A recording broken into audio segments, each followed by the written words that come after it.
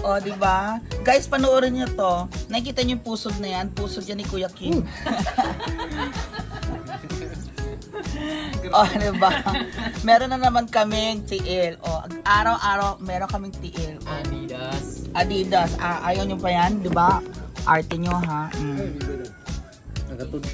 Ang sarap. Ang nagluluto ng tiil natin sa Ate Ami. O, diba? Ayaw nyo yan, guys. Diba? Meron tayo may tiil. Sarap. So, see you later, guys. Hi, guys! We're back. Kuya Puloy, nasa ni ano ko? Stand ko. Stand. Tripod. And of course, today na naman, medyo buo na yung bahay, diba? O, dito na nga thank you, Kuya Puloy. Dito na nga kami nagtatambay. Medyo buo na. Next week, tapos na siya. Lilipat na ako. Kasi bibili na kami ng walling next week. Oh, tapos na siya. Dito na ako titira. Sabi yung mabagal. Mabagal kasi matagal po yung kuryenteng dumating. 2 weeks. Pero anyway. Today is salary day! Happy na naman po si Jonel! Ito po talaga yung favorite niyang araw. Salary day. At saka, ang favorite niyang oras is break time at lunch time. Anyway. O foreman.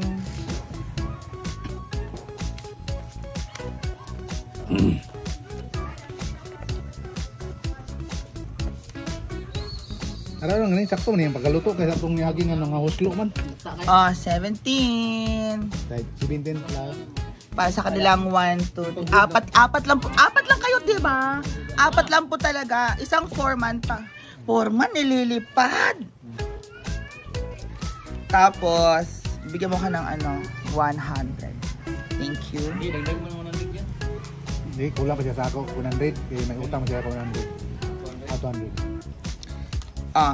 Wala na. Quits na tayo. Quits na tayo, foreman. So, there you go, guys. Today is salary at meron tayong TL. Diba? Na-postpone ng aming na-postpone ng aming baka kasi wala pa kami nung pressure cooker. Tama.